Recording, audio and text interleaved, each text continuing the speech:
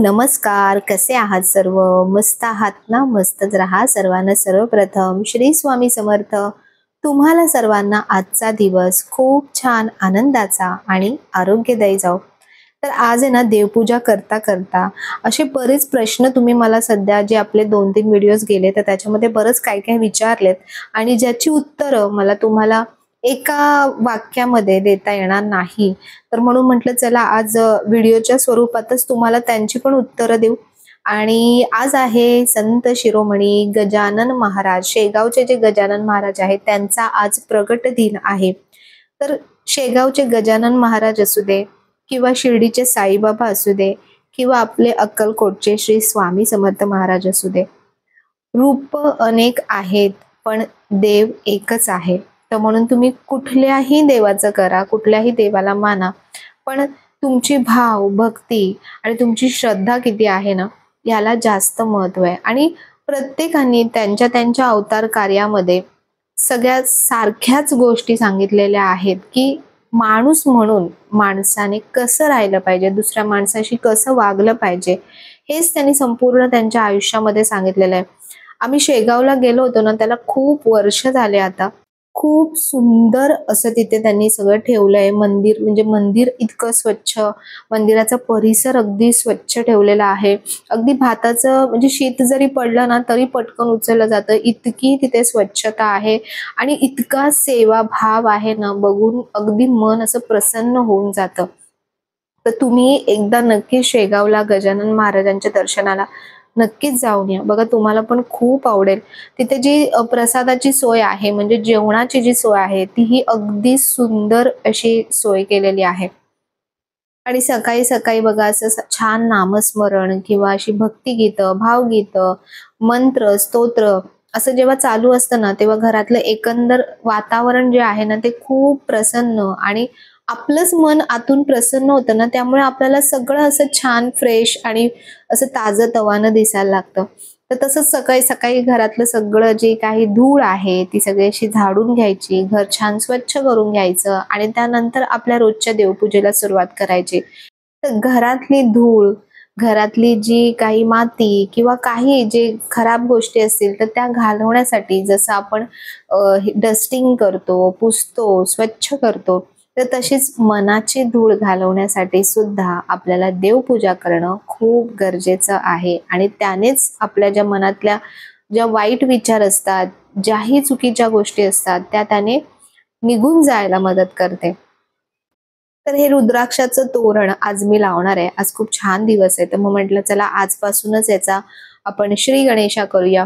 आणि माझ्या डोक्यात तर हा विषय म्हणजे हे नव्हतं, पण एका ताईंनी विचारलं होतं की ताई ह्याला 108 मणी आहेत का? तर म्हणून मी मोजते. म्हटलं मला पण एक म्हणतात ना की क्युरिओसिटी झाली की खरंच 108 मणी आहेत का? पण त्याच्यात नाहीयेत 108 मणी. आणि एक खरं सांगू तर 108 मणी काय, रुद्राक्षाचा एक मणी सुद्धा खूप खूप खूप प्रभावी असतो. तर म्हणून 108 असू दे किंवा त्यापेक्षा कमी असू दे किंवा त्यापेक्षा जास्त असू दे, पण तरीही ती गोष्ट जेव्हा लागते आपल्या दरवाजाच्या इथे त्याच्यामध्ये कवड्या सुद्धा आहेत आणि मणी सुद्धा आहेत रुद्राक्षाचे. तर त्याच्यामुळे ते त्यांचं काम अगदी व्यवस्थित प्रभावीपणेच करणार आहेत. पण तरीही तुम्ही म्हणताय म्हणून मी ते मोजले. तर 100, 102, 103 असे काहीतरी मणी होते त्याच्यामध्ये. पण हे कसं आहे ना, हे कस्टमाइज करून सुद्धा आपण घेऊ शकतो. जर तुम्हाला हवेच असतील की 108च मणी हवेत, तर तुम्ही तसं सांगून दादांकडून तसं बनवून घेऊ शकता. कारण हे तिथेच बनवले जातात. त्यामुळे तुमच्या रिक्वायरमेंट नुसार तुम्ही नक्कीच मागवू शकता. मी यातलं जे कलरफुल रुद्राक्षाचं तोरण आहे ना, असं लांबून बघायला गेलं तर आपल्याला असं काळपट दिसतं, पण जवळून तुम्ही बघायला गेलात ना तर कलर खूप सुंदर दिसतात त्याचे. तर एकतर तुम्ही अशा प्रकारे बघा तुमचं जे दरवाजाचं तोरण असेल त्याच्या वरती सुद्धा लावू शकता किंवा सेपरेट सुद्धा लावू शकता. तर आतलं जे तोरण आहे ते मी काढणार आहे आणि कारण मग ते आतलं तसंही झाकलं जात आहे, मग काही उपयोगच नाहीये त्याच्या वरती लावून. तर त्यामुळे आतलं तोरण काढून मग हे तोरण लावणार आहे. पण पहिले मी लावून बघितलं की कसं बसतंय, परफेक्ट व्यवस्थित बसतंय का. साईज ही सगळी स्टँडर्ड साईज जी आपली दरवाजाची असते ना त्याच साईजचे सगळे तोरण आहेत. आणि याच्यामध्ये खूप वेगवेगळ्या डिझाईन्स आहेत, पण जसं मी तुम्हाला मागच्या व्हिडिओमध्ये दाखवल्या होत्या की डिझाईन्स वेगवेगळे आहेत, तर तुम्हाला जशी डिझाईन आवडेल त्याच्या हिशोबाने तुम्ही हे तोरण घ्या. रुद्राक्ष आणि कवड्या हे काय काम करतं हे तर तुम्हाला माहिती आहे. रुद्राक्ष आणि कवड्या जी पण काही नजरबाधा असेल किंवा जी पण काही नेगेटिव्हिटी असेल तर ती कमी करण्याचं काम हे करतं. तर त्याच्यामुळे आणि बऱ्याच ताईंनी हाही प्रश्न विचारला होता की ताई, आता समजा रुद्राक्षाचं हे तोरण लावलं कवड्यांचं, तर मग आपल्याला काही नियम पाळावे लागतात का? तर असं काही नाहीये. हे तुम्ही जेव्हा स्वतःच्या अंगावरती जेव्हा तुम्ही हे धारण करता तर तेव्हा तुम्हाला नियम पाळावे लागतात. पण हे तर तुम्ही दरवाजाच्या म्हणजे तोरण म्हणून तुम्ही हे लावताय, तर त्याचे पर्सनली आपल्याला काही नियम पाळायला लागतील असं मला वाटत नाहीये. पण जे पाळत असतील तर त्यांच्याकडे आणखीनच उत्तम. हे जे रुद्राक्षाचे तोरण बनवलेले आहेत ना, हे अगदी ओरिजिनल रुद्राक्षापासून बनवलेले आहेत. त्यामुळे ते तितकेच प्रभावी असणार आहेत आणि तितक्याच प्रभावीपणे ते काम करणार आहेत. तुम्ही जर मार्केटमधून इतर ठिकाणाहून बऱ्याच ठिकाणी असे तोरण मिळतात, पण घेताना फक्त एका गोष्टीची काळजी घ्या, ते म्हणजे की तुम्ही जे घेताय तोरण रुद्राक्षाचं ते ओरिजिनल रुद्राक्षांचंच असलं पाहिजे. तर इथे मी लावते, पण लावताना थोडीशी साईज मध्ये माझा जरासा प्रॉब्लेम होतोय. म्हणजे जे खिळे आहेत ना साईडला, तर ते थोडंसं स्पेस जास्त कमी जास्त होतोय. पण ठीक आहे, आपण ते ऍडजस्ट करू शकतो. म्हणजे आतमध्ये त्याला बघा अशा फटी आहेत, तर त्या फटींमध्येच ऍडजस्ट करून मी हे तोरण आता लावलंय आणि अगदी व्यवस्थित मस्त परफेक्ट बसलंय. पण हे असं इथून व्यवस्थित दिसत नाहीये, म्हणून मी तुम्हाला अगदी जवळून छान दाखवणार आहे. ज्याच्यामध्ये ह्या रुद्राक्षाचे जे रंग आहेत ना, जे रुद्राक्षाला रंग दिलेत, ते अगदी जवळून खूप सुंदर दिसतात. आणि म्हणजे घरामध्ये आलं ना की आल्या आल्याच नजर जी आहे ना ती पहिले या रुद्राक्षाच्या तोरणावरतीच जाते.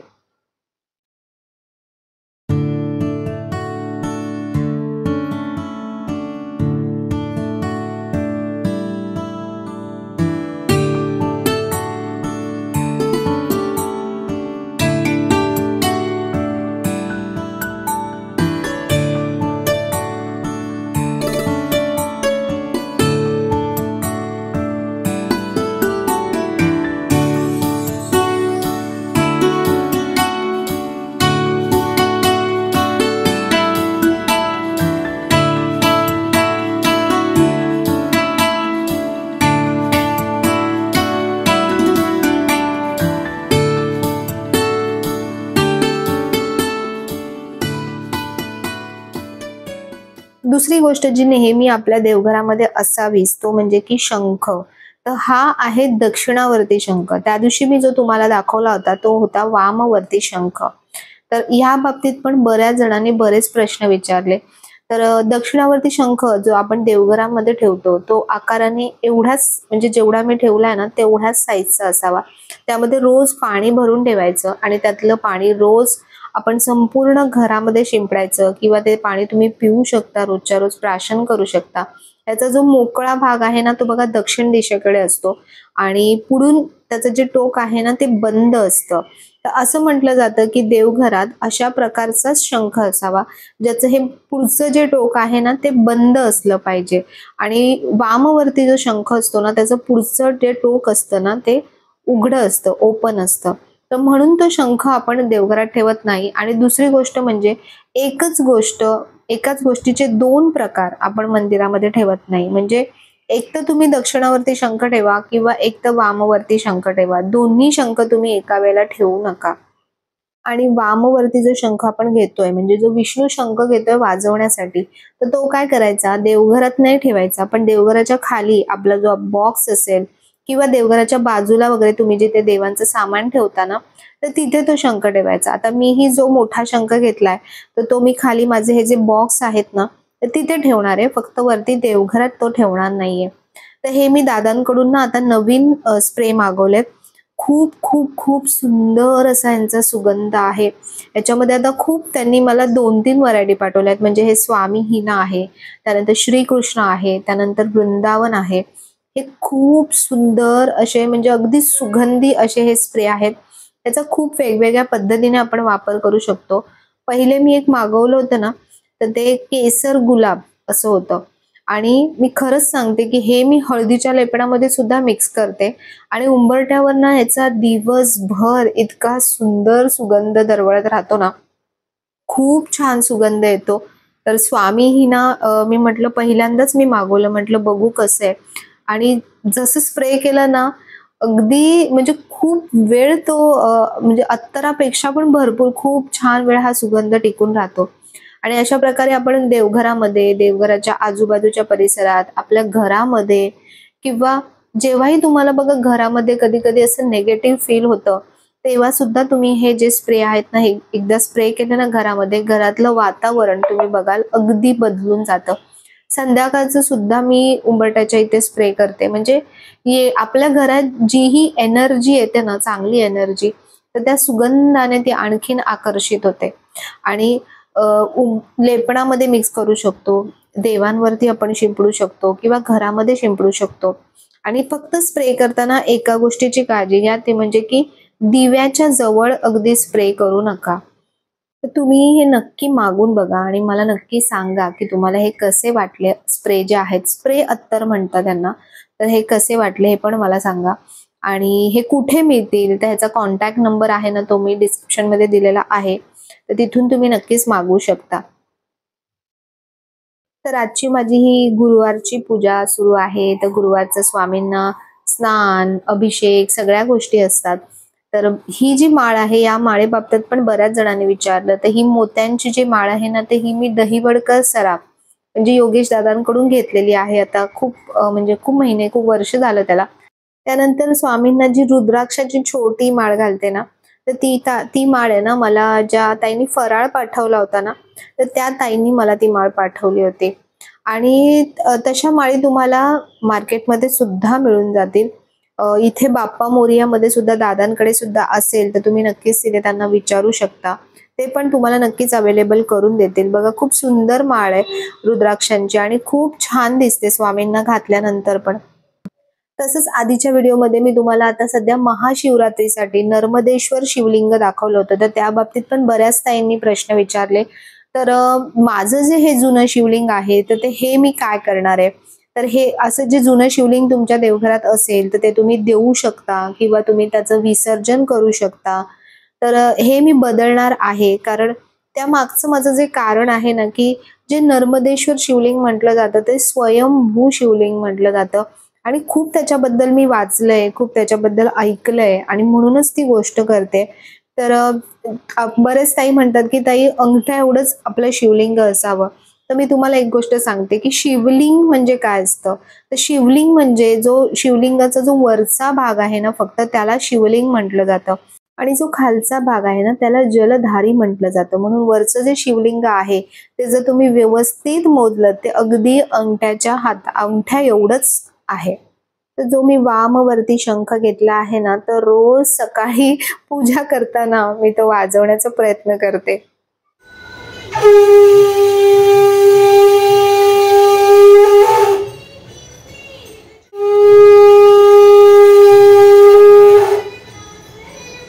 तर अजूनही तेवढं व्यवस्थित माझ्याने शंख वाजवला जात नाहीये, पण हळू होईल. तर ही जी कमळगट्ट्याची माळ मी तुम्हाला दाखवली होती, तर ह्या माळी बाबतीत पण काही गोष्टी आहेत त्या मी तुमच्यासोबत शेअर करणार आहे. तर बघा इथे तुम्हाला समोर फरक दिसत असेल, की जी डाव्या हातात आहे ती जुनी माळ आहे आणि उजव्या हातात आहे ती नवीन माळ आहे. दोन्ही मण्यांची क्वालिटी तुम्हाला समोरच दिसत असेल. आणि या माळेमध्ये बघा बरेचसे मणी असे वाकडे तिकडे मणी होते आणि काही मणी अशा आतल्यात तुटलेले सुद्धा होते आणि पोकळ सुद्धा लागत होते आतमधून. तर अशा ज्या माळा असतात ना, ते ह्यातले मणी लवकर खराब होतात. त्यांना लवकर कीड लागते आणि एकदा जर कीड लागली ना, तर त्याला दुसरं ऑप्शन असं काहीच नसतं. आपल्याला माळ बदलावीच लागते. बरेच जण सांगतात, की ह्याला तूप लावून ठेवल्यानंतर ही माळ चांगली राहते. तर मला तरी त्याबद्दल तेवढं माहिती नाहीये. पण मला असं म्हणायचं की घेतानाच जर तुम्ही क्वालिटी चांगली घेतलीत ना, तर माळ बरेच दिवस चांगले टिकेल. आणि ह्या माळेला ना पाणी लावायचं नाही, त्यामुळे ती लवकर खराब होते, लवकर किडे लागतात. तुम्ही फक्त कोरड्या रुमालाने व्यवस्थित पुसून घेतलीत ना, तरी माळ व्यवस्थित स्वच्छ होते. तर मी तुम्हाला एक जो फरक होता मला विशेष जो जाणवला होता, तो मी तुम्हाला सांगते. तर ही माझी जुनी माळ आहे हिचं वजन बघा तेवढेच मणी आहे, त्याच्यामध्ये सुद्धा 55 मणी आहेत आणि याचं वजन तुम्ही बघितलं 51 ग्रॅम होतं आणि ही जी नवीन माळ आहे याचं वजन बघा 57 ग्रॅम आहे. तर म्हणून मी जसं तुम्हाला म्हटलं की ही माळ मला हातात घेतल्यानंतर अशी थोडीशी जड जाणवली, कारण त्या मणी ज्या आहेत ना ते भरीव आहेत, त्यांची क्वालिटी चांगली आहे. तर दादांकडे ही 54 म्हणजे 55 मण्यांची माळ सुद्धा मिळते. तर ही सुद्धा ह्याचा सुद्धा नंबर मी डिस्क्रिप्शन मध्ये दिलेला आहे, याचा व्हिडिओ सुद्धा ऑलरेडी शेअर केलेला आहे. तर तुम्हाला हवी असेल तर तुम्ही नक्की मागवा, खरंच चांगल्या क्वालिटीची माळ आहे. आणि फक्त माळ घेऊन आणि ठेवून उपयोग नाही, आपण त्याच्यावरती नित्य नियमाने मंत्रोच्चार जे माळेवर आपण करतो ना ते करत राहिले पाहिजे, तेव्हाच ती माळ खूप चांगल्या प्रकारे सिद्ध होते.